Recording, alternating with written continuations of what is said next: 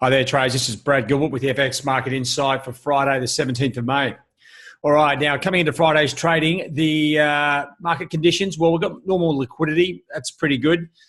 Momentum is fading, okay? But what we're starting to see is a few of the US numbers starting to sort of intertwine with the geopolitical situation between US and China. And the way the media sort of flips it too, it goes from US dollar negative to positive to negative to positive. It's pretty hard to keep up with what's going on. Now, at the moment, technically, the sterling, Aussie and Kiwi are back cruising to the downside, bit of pressure on those pairs.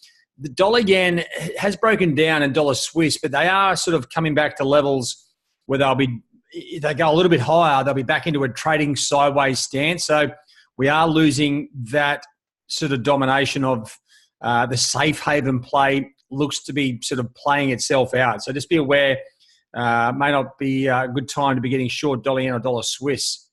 All right, now let me just flip you over. Like these, as I said, the geopolitical events, the hardest thing about these things is when is it on? When is the market focusing on it? And when does it become a US dollar sell to a US dollar buy? It's very hard to gauge. And if anything, you're probably looking at other markets like the equity markets, right? That's the major focus at this point. There's European parliamentary elections coming up next week. There's going to be a little bit of to and fro on that. I think we'll probably see the euro trade a bit sideways, but probably a little bit more volatility next week. Just looking at the major pairs at the moment as we come into Friday's trading.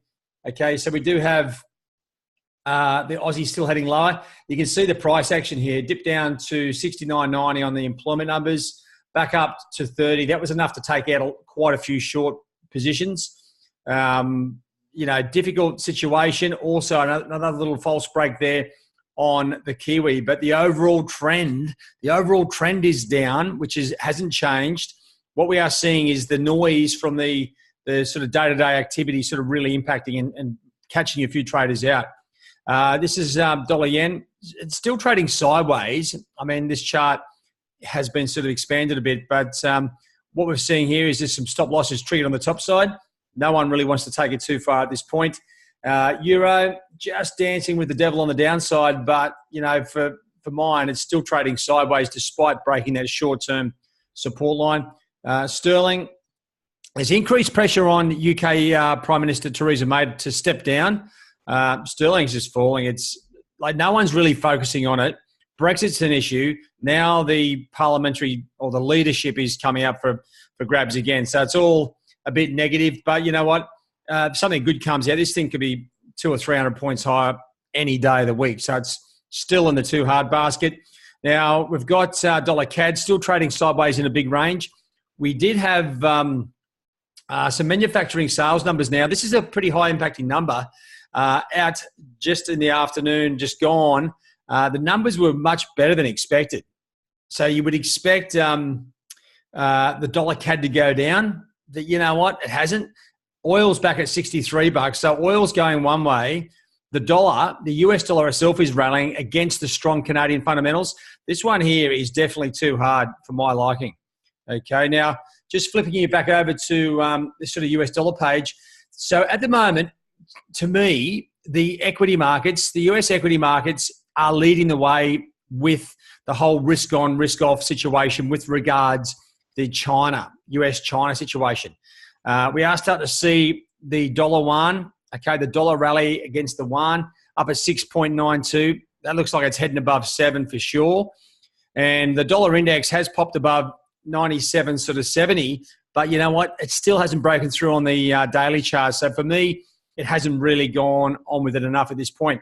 US numbers yesterday were slightly better than expected, okay? Just across the board, some jobless numbers, housing starts, it's enough to give the dollar a little bit of respite. So that's seen those other major currency pairs drift to the downside. So, you know what? We're still a long way from getting, serious direction. What we need is, and if I just sort of scroll down a touch, the core market drivers, right? This is the hard part of trading at the moment. These events here, they are random. The announcements are random. There's no set time frame. It's very hard to work out when momentum is sort of active and when it's not, and when it turns.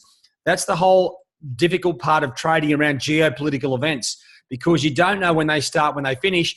And traders globally, especially at all the banks, that they are looking for when to get in and when to get out. It's not that clear. So just be aware this is a little bit of a tricky situation.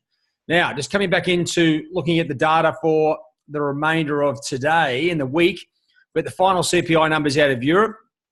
Now, once again, these European parliamentary elections is another geopolitical situation which is popping up, which may override these inflation numbers. But if you've got time, have a look, because if they're weak, you know what goes into Draghi's, weaker Eurozone growth situation, and should see Euro continue to fall down through 111.70. And then you got pretty much in the US, the only thing to come up is the prelim University of Michigan consumer sentiment numbers. Now, a good historical number, but you know what? It's about an hour or two from really the close of markets, or not far off it. So I don't know if there's going to be a lot in that as well.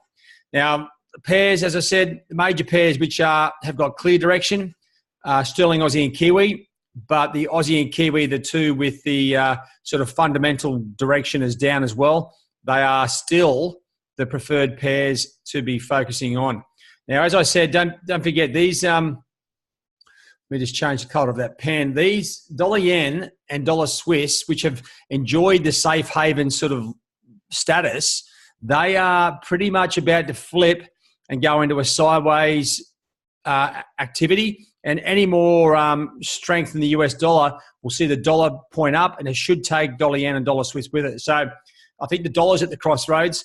These other pairs are still foot on the downside. They're the ones to be focusing on. All right, guys, that's it from me.